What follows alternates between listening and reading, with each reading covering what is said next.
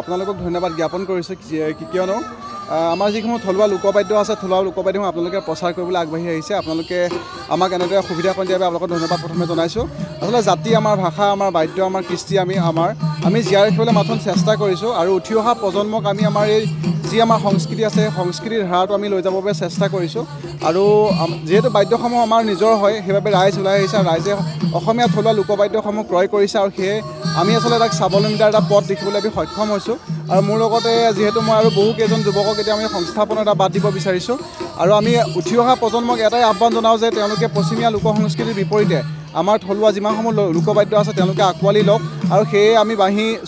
এখন স্কুল প্ৰতিষ্ঠা কৰিছিলোঁ 2019 বৰ্ষতে আৰু সেই স্কুলত বৰ্তমান ছাত্ৰ ছাত্ৰীৰ সংখ্যা 400ৰো অধিক ছাত্ৰ ছাত্ৰীয়ে বৰ্তমান শিকি আছে আৰু লগতে আমাৰ থলুৱা লোকবাদ্যসমূহ সংৰক্ষণ তথা আমি যিমান পাৰোঁ সংৰক্ষণ কৰিবলৈ চেষ্টা কৰিছোঁ সেইবাবে আমি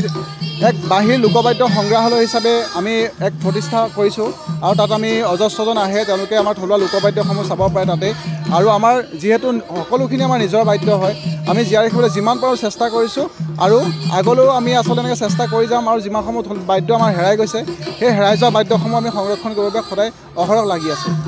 বৰ্তমান সময়লৈকে আপুনি কিমানমান বাদ্য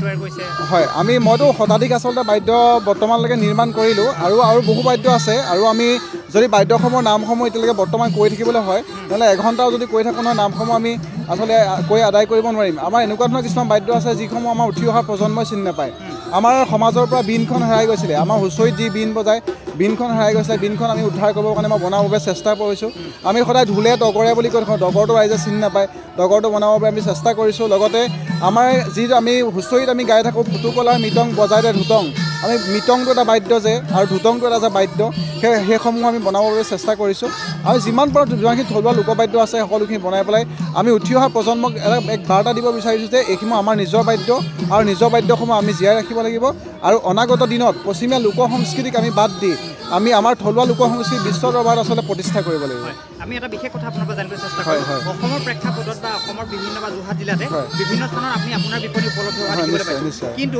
অসমৰ কৃষ্টিৰাজি বা উত্তৰ পূৰ্বৰ কৃষ্টিৰাজি দিল্লীতে হওক বা অন্য স্থানত কেতিয়াবা বিভিন্ন মেলাৰ জৰিয়তে বিভিন্ন স্থানত প্ৰদৰ্শিত হৈছে, আপোনাৰ বিপণী সেই পৰ্যায়লৈ আমি যোৱা কিন্তু দেখা পোৱা নাই। এই ক্ষেত্ৰত আপুনি কি বুলি ভাবে? নিশ্চয়কৈ আচলতে আমি বাদ্যসমূহ আমি যিমান পাৰোঁ আমাৰ